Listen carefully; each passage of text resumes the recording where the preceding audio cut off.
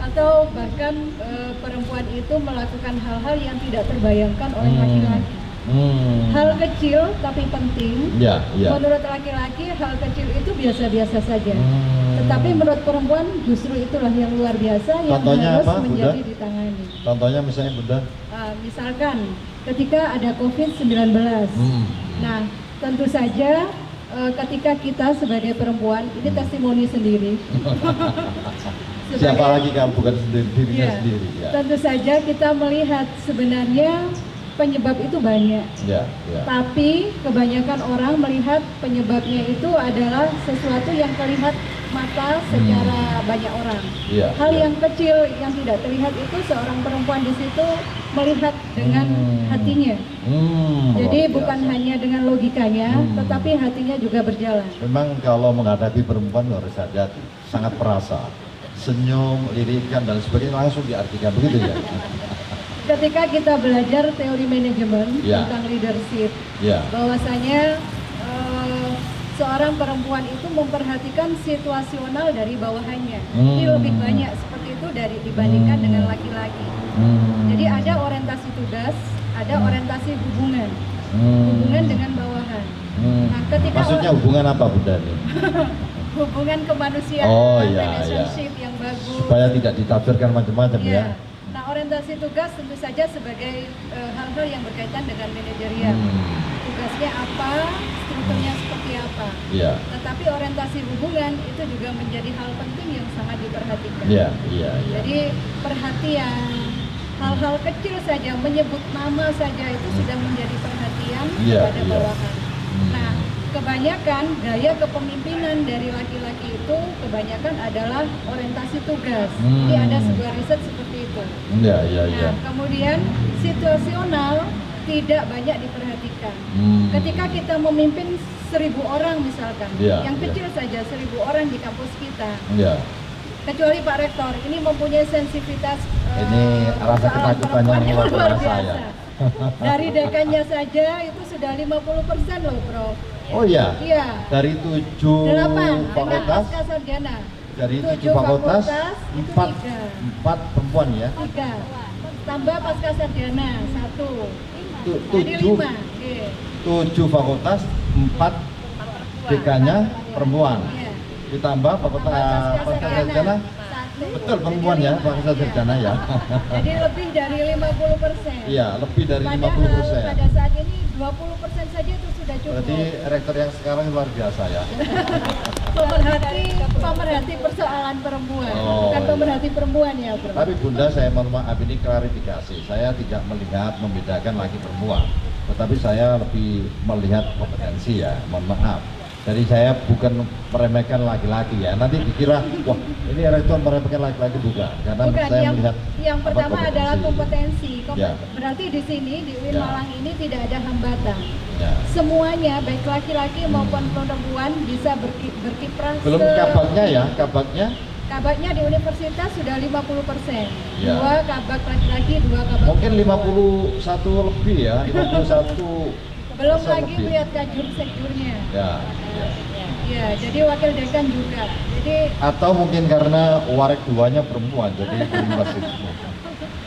Nah, misalkan situasi pengikut kita atau bawahan kita atau karyawan kita itu seperti apa sih? Itu yang menjadi perhatian betul dari seorang perempuan. Ini riset teori manajemen dan itu menjadi sebuah teori. Misalkan ketika kita melihat bawahan kita yang mempunyai kemampuan tinggi tapi semangatnya rendah, apa yang harus kita lakukan? Ketika melihat sebaliknya, kemampuannya rendah tapi semangatnya tinggi luar biasa. Ini ada dan tidak sedikit. Kemudian ketika melihat kemampuannya tinggi, semangatnya juga tinggi. Ada yang sangat tidak luar biasa juga, kemampuannya rendah, semangatnya juga rendah. Itu kesempatan bagi pemimpin untuk mengupgrade ya. Berarti ini sesuatu yang memberi peluang bagi kita. Apapun keadaannya, bagaimana kita bawa mereka ke tempat yang lebih bagus. Begitu ya kira-kira ya. Jadi kalau semangat Kartini ini adalah. Tapi yang rendah, semangatnya rendah, kemampuannya perempuan atau laki-laki? sama saja. Sulit menjawabnya. Sama saja. Kalau dulu karena keterbatasan akses terhadap keilmuan, mungkin perempuan dibatasi. Kalau sekarang tidak ada batasan, jadi semuanya sebenarnya sama. Jadi karena mereka tidak mau mengupgrade keilmuan, ya siapa saja akan mendapatkan kemampuan yang rendah. Tepuk tangan saya kira luar biasa pandangan Bunda Lili ya. Ya, ada lagi yang disampaikan? Ya, jadi sebenarnya Kartini itu mengingatkan kepada kita bagaimana perempuan-perempuan Islam itu melakukan perannya yang di area publik. Misalkan ketika Rasulullah memuja Aisyah. Sebenarnya pada waktu itu ya, konteksnya pada saat itu Rasulullah menyatakan laki-laki hebat itu biasa banyak, tapi perempuan hebat sekarang itu nggak banyak. Salah satunya adalah Maryam yang disebut oleh Rasulullah. Kenapa Maryam salah satu perempuan yang hebat dan luar biasa? Karena beliau secara mental, secara spiritual itu mempunyai kekuatan yang luar biasa. Sehingga sampai dikucilkan oleh masyarakat pada saat itu. Dan masih teguh ya, meskipun dikucilkan masih kuat dan teguh.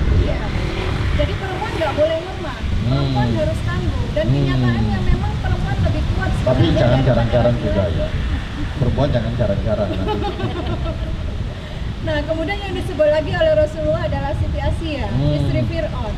Bagaimana ketika di keluarganya dia digenjot sedemikian rupa, tetapi dia tetap berkiprah.